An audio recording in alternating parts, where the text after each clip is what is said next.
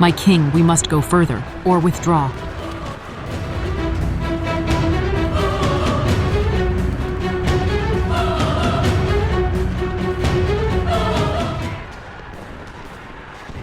How never and then never give up. We will win or we will die.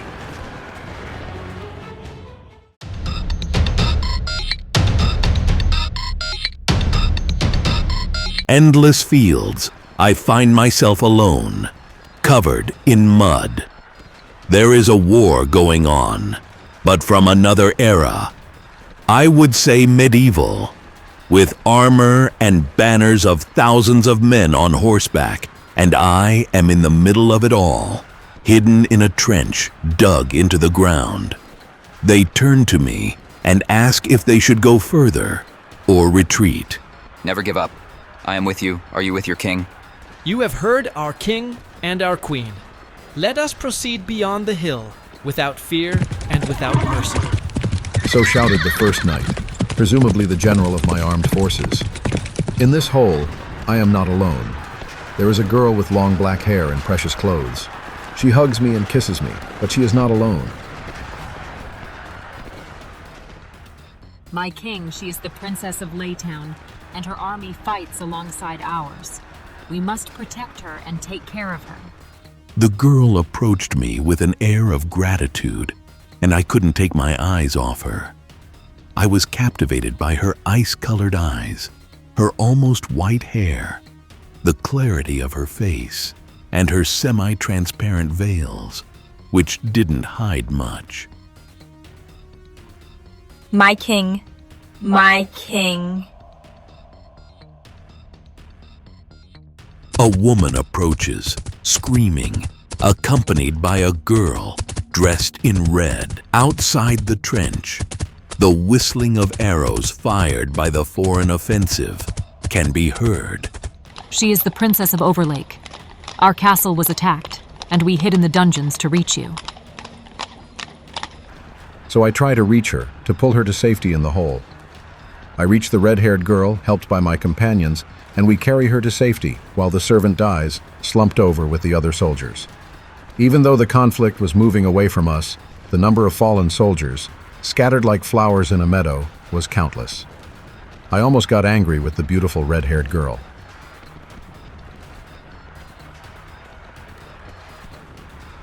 But where is your army? And who can tell me that you really are who you say you are?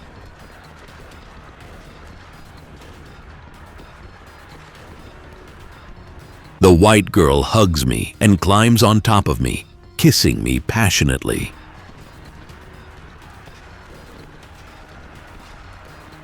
I look at my queen, almost intimidated, but she had an almost complacent look on her face, while the redhead was furious with jealousy.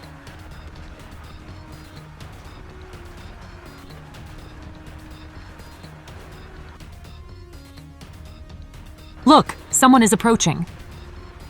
At about the spot where I had left the slave girl, a man in blue and red was in trouble. I ran to him to help him. I watched him, and he seemed to be disappearing, at least some parts of him, becoming transparent, and then reappearing. I carried him into the crowded trench and laid him down. But you? What are you? Who do you think you are? But what are you? Who the hell are you? Who am I? Don't you know? I am the king. Great job, idiot. I'm an alien from Krypton. Well, in the meantime, you are the one who is disappearing. Please let me know how I can assist you. I'd like some hot tea. Right now. Did you hear that? With milk or lemon? No, nothing, thanks. Thanks.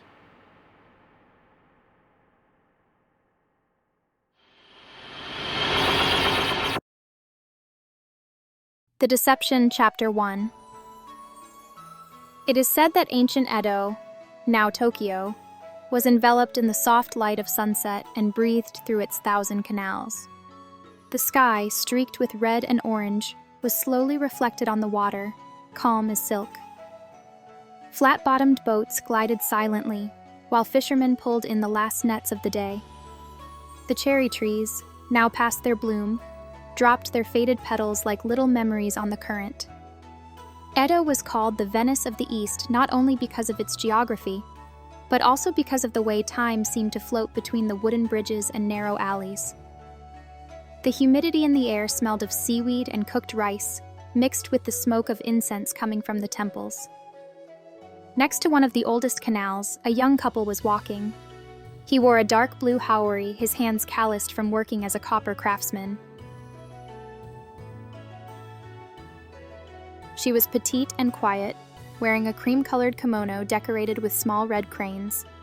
In her arms, she held a newborn baby wrapped in a blanket. He slept peacefully, clutching a hand-painted wooden spinning top. The wind whispered through the beams of the houses. The father laughed softly, recounting his day. The mother, sweet and quiet, nodded, holding the child close to her. They were a family like many others. Happy, carefree, then the earth shook. A dull noise like a held breath. The wood of the bridge groaned. The ground beneath their feet opened silently, like an invisible mouth, and they fell into the canal. It wasn't a dive. It was like being sucked in, as if something had called them and taken them.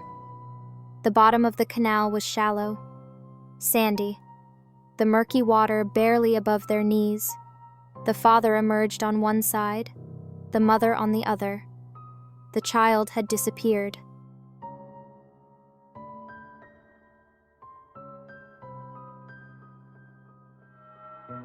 "Grab him! He's drowning!" he shouted.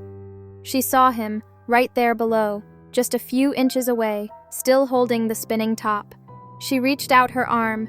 She touched him. She grabbed him. But all she pulled out was a mutilated doll.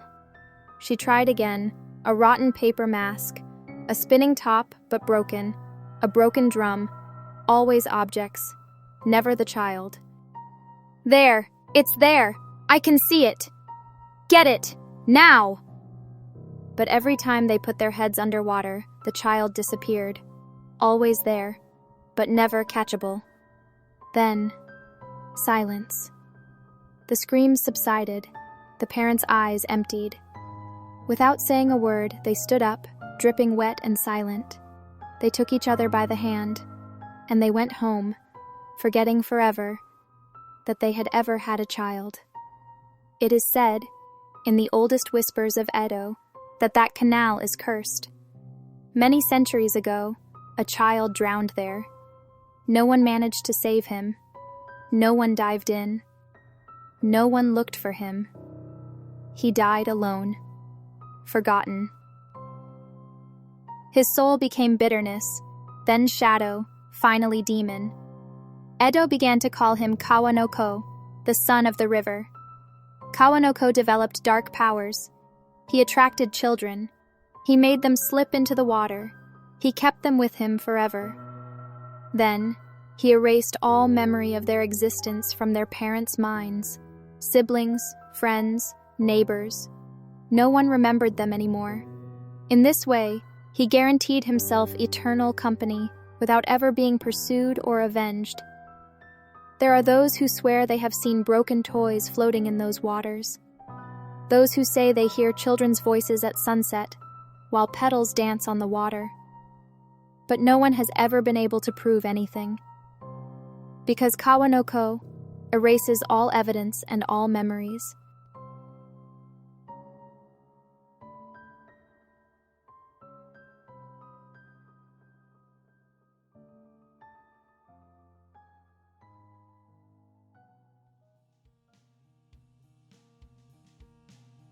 The procedure will only take about 10 minutes.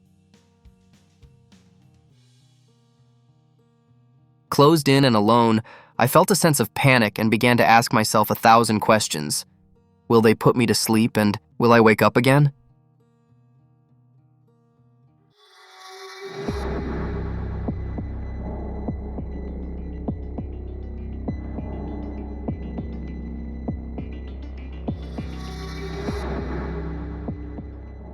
Enough, children! Stop it! Stop making all this noise!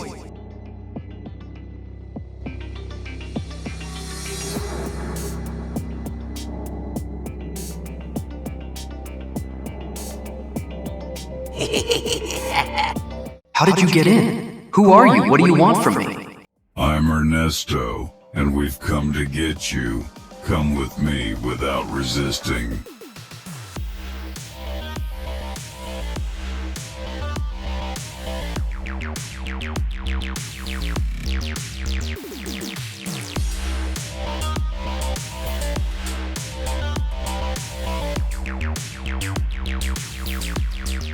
I run away and start running as fast as I can down the hallway.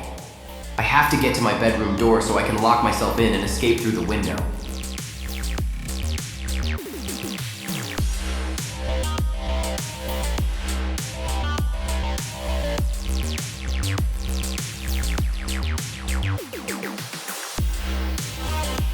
Go away! Help! Help me!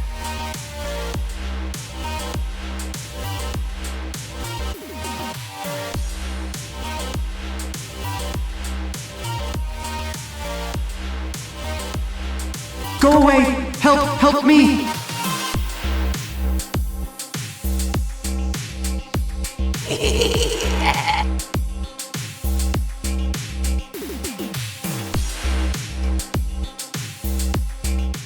The more I run, the further away the door gets. The corridor seems endless. I turn around to see if he's catching up with me.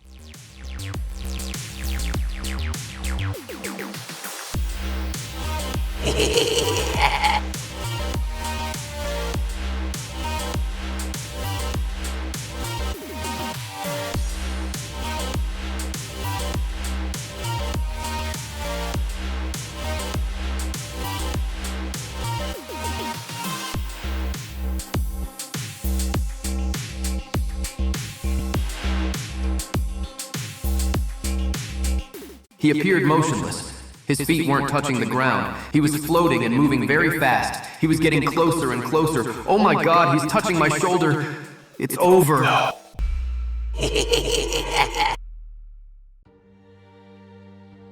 But was it just a nightmare? ¿Qué te pasa, mi amor? Ven aquí. Oh, thank goodness you're here. I had a bad dream. Yo estoy aquí. Cariño, soy siempre contigo. How true is it that my name is Carolina La Loca? Enough is enough. More nightmares. I can no longer distinguish reality from dreams. It's over. I wake up drenched in sweat. It was just a nightmare. Then I realized that Ernesto was the Undertaker. He was taking me away. Could it be a premonitory dream?